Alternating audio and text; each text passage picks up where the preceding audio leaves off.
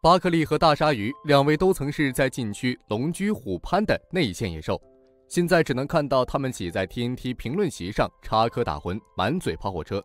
在给观众带来欢笑的时候，展现出了在搞怪能力上的默契，就像是一对情投意合的好麻吉。但是在两个人最意气风发的时候，也曾因为一点摩擦而大打出手，共享了一场 NBA 历史上最具重量级的搏击比赛。单论 NBA 球员的力量，巴克利永远是绕不过去的一个话题人物。巴克利在1984年选秀大会上，在首轮第5顺位被76人队选中。在那个内线常人如林的年代，一般的球员想要以1.93米的矮个子在拥挤的禁区中存活下来，无异于难如登天。但是巴爵士毕竟不是常人，250磅的体重以及庞大的力量，让他有了纵横禁区的资本。无论是面对多么坚实的双塔盾墙，他都能一屁股开天辟地，杀入对方篮筐底下，胡作非为。因为势大力沉的背身动作，深深地映入了所有球员和球迷的心中，以至于在他退役前夕才颁布的背筐5秒违例规则，最后以巴克利规则的名字在广大球迷之间口口流出。劲爆的身体素质让他不断上演惊天大帽或引爆全场的虐筐暴扣，从此有了飞猪的外号。虽然叫他猪，但是巴克利从来都不是一个好脾气的人。他在职业生涯的1079场比赛里，一共被吹了342次技术犯规。无论是在球场上下，他都是一个随时能被引爆的炸药桶。他曾经酒吧喝酒的时候与路人发生冲突，在酒精的作用下，怒火攻脑的飞猪直接将一个成年男性拎了起来，随后从窗户扔了出去。事后被警察和媒体找到面前来，怒气还没消的巴爵士还嘴不留人。我对今天的行为感到后悔，因为我们当时只在1楼喝酒，要是楼层再高一点就完美了。巴克利统治了攻防两端，但是90年代是属于红色的年代，乔丹和奥拉朱旺才是最耀眼的明星。也同样是在这个时间，一个从未见过的巨兽横冲直撞地杀入 NBA， 甚至要压过已经名震一时的巴克利一筹。沙奎尔·奥尼尔才是内线巨兽最好的代名词，不仅是因为他2.16米的身高，以及他初入行时重达275磅的体重，兼具体长和力量，再加上不可思议的运动天赋，迅速成为联盟中最具统治力的中锋之一。当奥尼尔加盟湖人时，体重已经达到了惊人的325磅，卧推更是达到了惊人的437磅。放眼整个 NBA 历史，也是绝对力量中的佼佼者。他势大力沉的灌篮让他成为了整个联盟球馆的篮筐质检员，那个屈尊卧底的篮球架就是臣服于鲨鱼力量的最佳证明。99至00赛季，鲨鱼对自己的第1座总冠军金杯跃跃欲试，他面对的每一个游击区都将变成狩猎的海域。他们准备在这个赛季带领紫金军团重拾上古豪门的荣耀。而巴克利此时已经步入生涯暮年，他来到航天城和大梦并肩作战，为遥不可及的冠军梦背水一战。两位目标一致的怪力巨兽在冲击总冠军的开始就不可避免地相遇了。1999年11月10日，湖人客场挑战火箭，此时道尼尔正在打出得分王的巅峰赛季，场均能够得到29.7分和13.6个篮板，外带3次盖帽。嗜血的鲨鱼彻底统治了攻防两端，带领着紫金军团在赛季初始就打出了一波4-1的开局。反观巴克利，他和大梦的火箭就像他们的职业生涯一样，早已经是强弩之末。即使心急如焚的巴克利在36岁的高龄，在开赛以来保持着将近40分钟的上场时间，依旧没能帮助火箭止住颓势，难求一胜。湖人对阵火箭原本是一场再平常不过的比赛，火箭将成为湖人风光伟绩下的垫脚石，但是以巴爵爷的脾气，怎么可能会举手投降？追逐冠军的梦想每时每刻都在刺痛他的心，但是残酷的现实让他怒火滔天，所有试图激怒他的人都将被撕成碎片。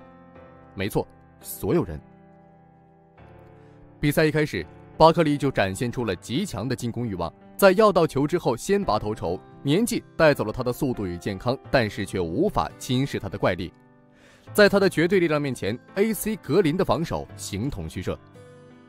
火箭这一次明显有备而来，他们在赛前仔细研究过湖人的进攻习惯，在开场就决定给鲨鱼施加足够大的压力，打了湖人的第一个措手不及。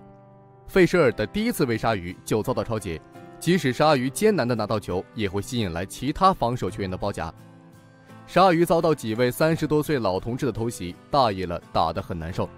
即使抓住了单打的机会，面对大梦严丝合缝的防守，让鲨鱼始终没能顺利的得分，这让一向骄傲强大的他感到十分的窝火。主将受到限制，整支湖人的进攻也陷入停滞，火箭一度取得了分数上的领先。愤怒的鲨鱼已经控制不住自己的动作，他在一次抢篮板的过程中就和大梦以及卡托产生了激烈的肢体冲突，然后以一记势大力沉的空中接力带领湖人吹响了反击号角。在他的带领下，紫金军团一路高歌猛进，很快展现出了真正的实力。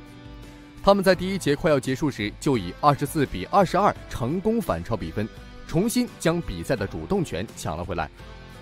按照这样的节奏下去，火箭必败无疑。巴克利看在眼里，急在心里。他的整个职业生涯虽然有过巅峰，也一度成为联盟里无人能挡的 MVP， 但是没有总冠军的超级巨星听上去就像一个笑话。他曾经一次次倒在同时代的超巨的脚下，难道今天就要被来势汹汹的后浪耻辱地拍死在沙滩上吗？第二节刚打到9分钟，急火攻心的巴克利鲁莽地攻击篮筐，但是遭到湖人球员的抢断。巴克利在下一个回合又在篮下接到球，刚准备起身上篮发泄心中的怒火，却遭到身后奥尼尔的犯规干扰。可还没等裁判的哨声落下，巴克利挥手打掉奥尼尔的手臂，而奥尼尔也毫不留情地将他一掌推开。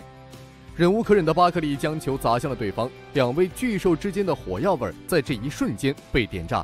怒火燃尽了心中的理智。奥尼尔一记鲨鱼直拳直杀巴克利的门面，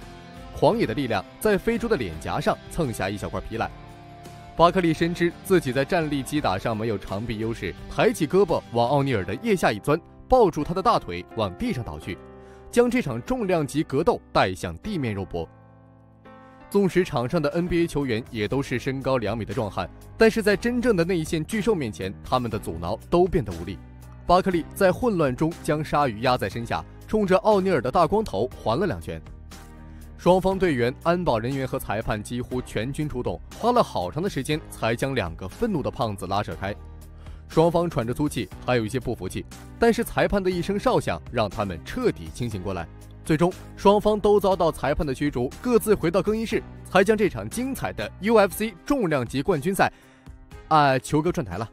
是将这场篮球比赛拉入正轨，比赛继续进行。至于比赛的结果，巴克利和奥尼尔2人都已经不放在心上，2人没有将场上的恩怨带到场下，反而不打不相识。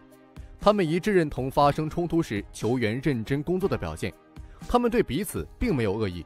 臭味相投的2人从此成为了好兄弟，他们在被罚出场之后，竟然一起去吃了顿饭。挑衅在先的巴克利主动要求请客，2个光头胖子一笑泯恩仇。那个赛季，奥尼尔带领湖人登顶，巴克利在球队无缘季后赛之后失意地宣布退役。但是他们很快在 TNT 的纪录片上，已经57岁的乔丹面对过往的恩怨侃侃而谈。但是说到以赛亚·托马斯，乔丹还是没能忍住上升的血压，骂了一声混蛋。飞人和刺客的恩怨，从他们见面的第一天起就没有任何终结的可能。1981年选秀大会，以赛亚·托马斯是万众瞩目的天之骄子。但是在面对手握榜眼签的活塞总经理麦克洛斯基的询问时，他却故意答错每一个问题，希望能够降低自己的选秀顺位。因为他是一个土生土长的芝加哥人，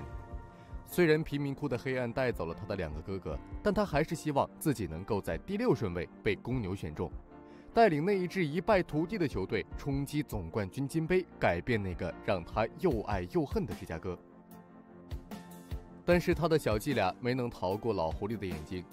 汽车城还是在第2顺位挑走了托马斯。随后的几年，托马斯尽情挥洒他无与伦比的天赋，很快成为了联盟的顶级控卫，也有了大名鼎鼎的称号“微笑刺客”。3年后，真正的芝加哥救世主降临公牛，那是迈克尔·乔丹。无法匹敌的天赋让乔丹远远甩开其他人一大截。场均贡献28.2分、6.5篮板、5.9助攻，几乎以一己之力将公牛和芝加哥拖出泥潭，成功获得了球迷们的喜爱，成功入选全明星。乔丹先是参加了扣篮大赛，此时的他已经和耐克签下了巨额合同，华丽浮夸的金链，别具一格的球鞋，潇洒舒张的扣篮动作。即使他在决赛上略输威尔金斯一筹，但是依旧成为那届全明星最耀眼的明星。也能看到自己的侄子穿着公牛的23号球衣在家里晃荡，这让敏感多疑的托马斯感到十分受伤。乔丹所做到的一切，恰巧就是托马斯在梦中无数次刻画的场景。在他眼中，乔丹抢走了他的芝加哥，也抢走了本该属于他的金钱与名声。嫉妒的种子在他的心里悄悄发了芽。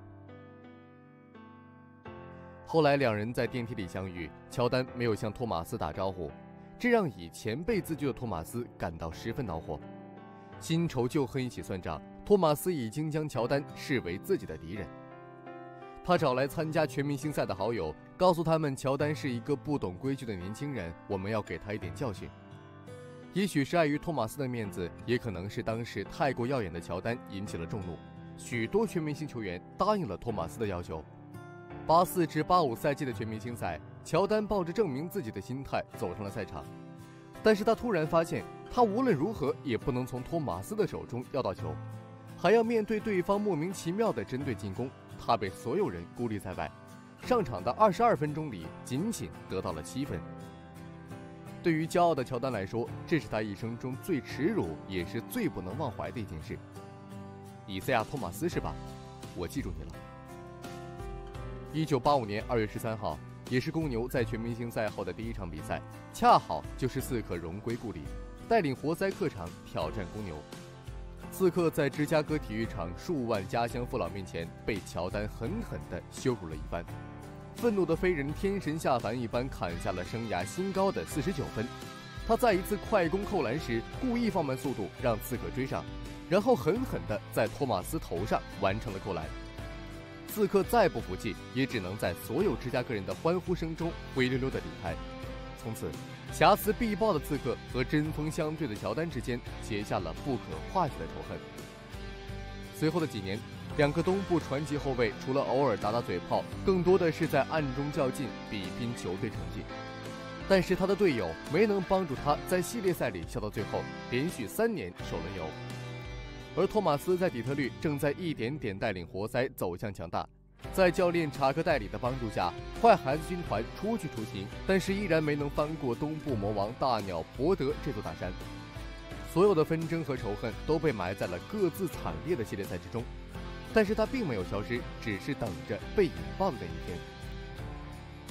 天。1987至88赛季，乔丹迎来自己巅峰时期，打出了神话级别的赛季。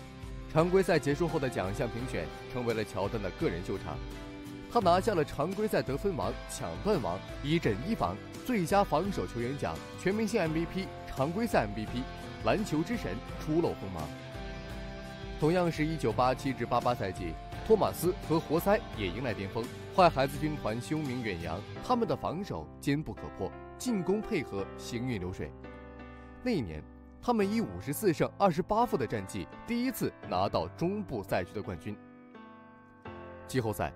最强的矛对决最坚实的铁桶阵，几年前埋下的怨恨与愤怒不可避免地爆发了。此时的公牛仍处于上升期，被坏孩子军团兵不血刃的4比1击败。但是乔丹并没有因为失败而心急，格兰特和皮蓬已经来到芝加哥，属于他的时代已经向他招手。而跨过公牛的活塞在东部决赛打败大鸟，杀进总决赛，直面魔术师带领的 Showtime 湖人。最终，刺客因为脚踝伤势，活塞在赢下天王山的情况下，连输2场，没能完成连续击败黑白双煞的传奇神话。但是活塞也深深地感受到，属于魔术师和大鸟的时代已经过去，坏孩子军团距离登顶荣耀之巅只差最后一步。来年再战。1989年的季后赛，乔丹在首轮面对骑士的生死战贡献传奇绝杀 The Shot， 一战封神。士气大涨的公牛一路高歌猛进，而刺客领军的活塞铁骑也在季后赛里势如破竹。双方在东部决赛成功会师。活塞对阵公牛，刺客对阵飞人，已经无需多言。火药味混合着浓郁的血腥味，在两座城市之间弥漫开来。第一场，天神下凡的乔丹终结了活塞队的主场25连胜，随后是托马斯在第二场决绝的回击。第三场，乔丹最后3秒在刺客头上投进了制胜绝杀，公牛队取得了大比分2-1的领先。很多人预言他们将打进总决赛。就在被绝杀的那个夜晚，托马斯独自开着车去了密歇根大道的湖边，独自一人一遍又一遍地回想乔丹在他头顶上完成的那记绝杀，心中的痛苦让他快要窒息。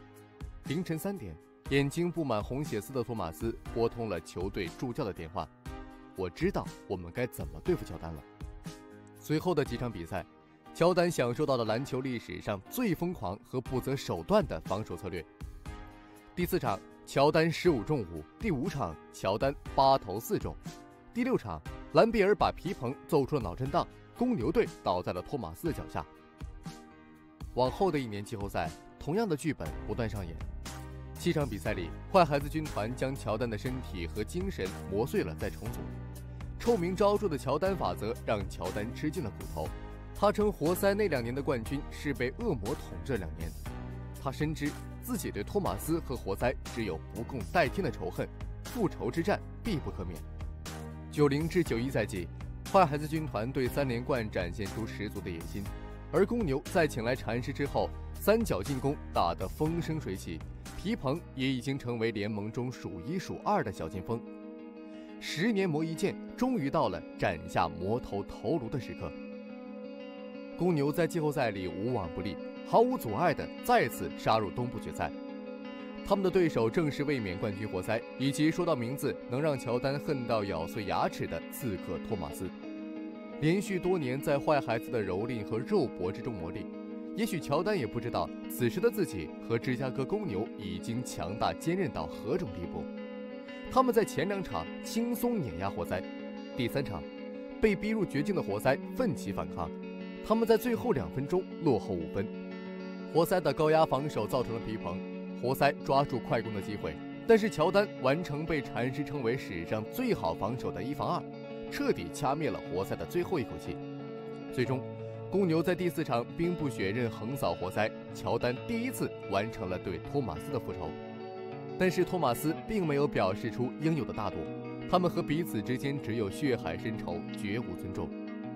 坏孩子军团不愿意和公牛握手，这让恩怨只有延续一条路可以走。托马斯将为自己的这个选择后悔终身。1992年，美国男篮能够让 NBA 职业球员参加奥运会，这对于超级巨星来说是第一次能够得到为国出征、拿到奥运奖牌的机会。美国男篮决定围绕此时乔丹建队，而大鸟和魔术师即使在生涯暮年，为了向全世界示威的目的也成功入选。在联盟中仅次于这3人的托马斯，理应也当出现在美国男篮的大名单中。但是此时的乔丹凭借强大的实力和影响力，拥有了绝对的话语权。他直接将话放了出来：我和托马斯只能留一个。没有人会傻到放弃乔丹，魔术师和大鸟也支持乔丹。托马斯从此就被排除在美国队之外，错过了梦一队的世界篮球巡演和那一块奥运金牌。即使他入选后来的梦2队，但是因为伤病而失之交臂，梦之队成了他职业生涯唯一的遗憾。就像乔丹菜鸟赛季被托马斯孤立，当双方的地位反转，刺客也终于知道球场这一幕至今令人难忘。30年过去了，在乔丹最新的纪录片中，已经年届57岁的他直言不讳地回顾了往事，但提到以赛亚·托马斯，乔丹仍未能忍住上升的血压，不禁骂了一句蠢蛋。飞人与刺客之间的恩怨，从他们第一次相遇的那一天开始，就注定没有终结的可能。1981年选秀大会上，以赛亚·托马斯成为了万众瞩目的焦点。然而，当他面对手握榜眼签的底特律活塞总经理麦克罗斯基的询问时，他却故意答错了每一个问题，希望能够降低自己的选秀顺位。作为一个土生土长的芝加哥人，尽管他的童年饱受贫民窟的黑暗，失去了2个哥哥，但他仍然希望能够在第6顺位被芝加哥公牛选中，带领这一支一败涂地的球队冲击总冠军金杯，改变他爱恨交织的家乡。然而，他的小聪明没有逃过老狐狸的眼睛。西施城活塞仍然在第2顺位选中了托马斯。接下来的几年里，托马斯充分展现了他无与伦比的天赋，迅速成为联盟顶级控卫，被赋予微笑刺客的称号。3年后，真正的芝加哥救世主降临，那就是迈克尔·乔丹。他无可匹敌的天赋让他远远甩开其他球员一大截，场均贡献28.2分、6.5篮板和5.9助攻，几乎以一己之力，他将公牛和芝加哥从泥潭中拖了出来，成功赢得了球迷们的喜爱，也成功入选了全明星阵容。乔丹先是参加了扣篮大赛，与此同时，他已经和耐克签下了一份巨额合同。他身着华丽浮夸的金链，穿着别具一格的球鞋，潇洒地展现着扣篮动作。即使在决赛上略逊威尔金斯一筹，但他仍然成为了那届全明星中最耀眼的明星。也许是看到了自己的侄子穿着公牛23号球衣在家里晃荡，对于敏感多疑的托马斯来说，这是一种十分受伤的经历，因为乔丹所做的一切恰好就是托马斯在梦中无数次刻画的场景。在他眼中，乔丹不仅抢走了他的芝加哥，还抢走了本该属于他的金钱和名声。嫉妒的种子在他心里悄悄发芽。后来两人在电梯里相遇，但乔丹没有向托马斯打招呼，这让自居为前辈的托马斯感到十分恼火，于是新仇旧恨一起算账。托马斯已经将乔丹视为自己的敌人，他找来参加全明星赛的好友，告诉他们乔丹是一个不懂规矩的年轻人，要给他一点教训。也许是因为碍于托马斯的面子，或是当时过于耀眼的乔丹引起了众怒，许多全明星球员答应了托马斯的要求。84至85赛季的全明星赛，乔丹怀着证明自己的心态走上了赛场，但他突然发现无论如何也不能从托马斯手中夺到球，还要面对对方莫名其妙的针对进攻，他被所有人孤立在外。上场22分钟仅得到了7分，对于骄傲的乔丹来说，这是一生中最耻辱的时刻，也是最不能忘怀的一件事。以赛亚·托马斯是吧？我记住你了。1985年2月13日，也是公牛在全明星赛后的第一场比赛，刚好是微笑刺客托马斯带领底特律活塞客场挑战公牛。在芝加哥的联合中心球馆，数万家乡父老面前，托马斯被乔丹狠狠地羞辱一番。愤怒的乔丹如天神下凡，狂砍生涯新高的49分。在一次快攻扣篮时，他故意放慢速度让托马斯追上，然后狠狠地在他头上完成了扣篮。尽管刺客再不服气，也只能在所有芝加哥人的欢呼声中灰溜溜地离开。从此，刺客和乔丹结下了不可化解的仇恨。随后的几年里，这两个东部传奇后卫除了偶尔打打嘴炮，更多的是在暗中较劲，比拼球队成绩。然而，乔丹的队友没能帮助他在系列赛笑到最后，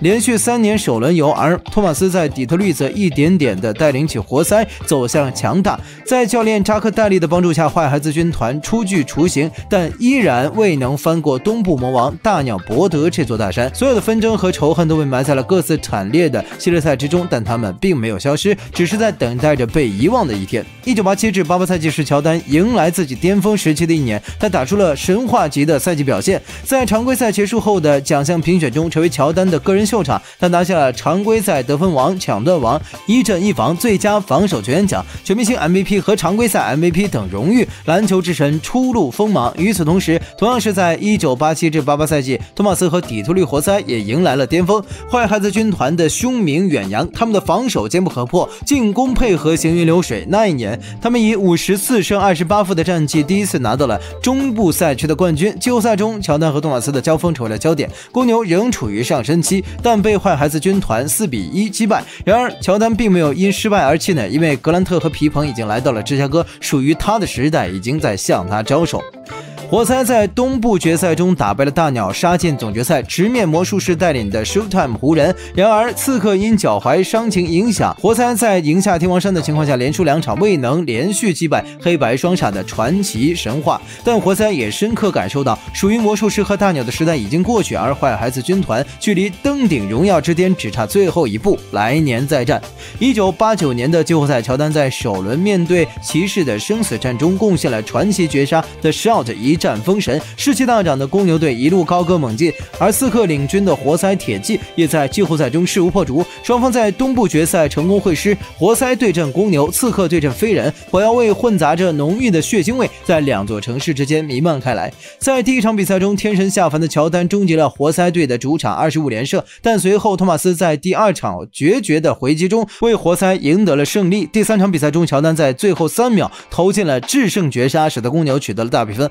2-1的领先。然而就在被绝杀的那个晚上，托马斯独自开车去了密歇根大道的湖边，独自回想着乔丹在他头上完成的那记绝杀，心中的痛苦几乎让他窒息。凌晨3点，眼睛布满红血丝的托马斯拨通了球队助教的电话，表示他知道该如何对付乔丹了。随后的几场比赛，乔丹遭遇了篮球史上最疯狂和不择手段的防守策略。在第4场比赛中，乔丹15投仅5中，第5场8投4中，第6场兰比尔甚至把皮蓬揍出了脑震荡，最终公牛倒在了托马斯的脚下。往后的1年季后赛，同样的剧本不断上演。在7场比赛中，坏孩子军团将乔丹的身体和精神磨碎了再重组，臭名昭著的乔丹法则让乔丹吃尽了苦头。他称活塞那2年的冠军是被恶魔统治2年，深知自己对托马斯和活塞只有不共戴天的仇恨，复仇之战不可避免。在90-91赛季，坏孩子军团对3连冠展现出十足的野心，而公牛在请来禅师之后，三角进攻打得风生水起，皮蓬也已经成为联盟中数1数2的小前锋。10年磨一剑，终于到了斩下魔头头颅的时刻。公牛在季后赛里无往不利，毫无阻碍的再次杀入东部决赛。他们的对手正是卫冕冠军活塞，以及让乔丹恨到牙痒痒的微笑刺客托马斯。连续多年在坏孩子的蹂躏和肉搏之中磨砺，也许乔丹也不知道，此刻的自己和芝加哥公牛已经强大坚韧到何种地步。在前2场轻松碾压活塞后，第3场被逼入绝境的活塞奋起反抗，他们在最后2分多钟落后5分。活塞的高压防守造成了皮蓬失误，活塞抓住快攻的机会，但是乔丹完成了被禅师称为史上最好防守的一防，彻底掐灭了活塞的最后一口气。最终公牛在第4场兵不血刃横扫了活塞，乔丹第1次完成了对托马斯的复仇。但是托马斯并没有展现出应有的大度，他们之间只有血海深仇，绝无尊重。坏孩子军团不愿意和公牛握手，这让恩怨只有延续一条路可以走。托马斯将为自己的这个选择后悔终身。1992年，美国男篮决定围绕乔丹建队，让 NBA 职业球员参加奥运会，这对于超级巨星来说是第1次能够得到为国出征拿到奥运奖牌的机会。然而尽管在联盟中仅次于乔丹、魔术师和大鸟的托马斯理应出现在美国男篮的大名单当中，但此时的乔丹凭借其强大的实力和影响力拥有了绝对的话语权。乔丹直接宣布，我和托马斯只能留一个。在魔术师和大鸟的支持下，托马斯从此被排除在美国队之外，错过了梦1队的篮球世界巡演和那块奥运金牌。尽管他后来入选了梦2队，但因伤病而失之交臂，梦之队成了他职业生涯唯一的遗憾。就像乔丹菜鸟赛季时被托马斯孤立一样，当双方的地位发生反转，托马斯也终于意识到被霸凌的痛苦。在退役许久之后，他仍然不知疲倦地向乔丹开炮，而飞人也抓住每个机会痛骂托马斯。对于这2个已经60岁的老头来说，也许这些偶尔的口水仗能够让他们回想起年轻时针锋相对的青春热血，成为他们为数不多的梦回巅峰的方式。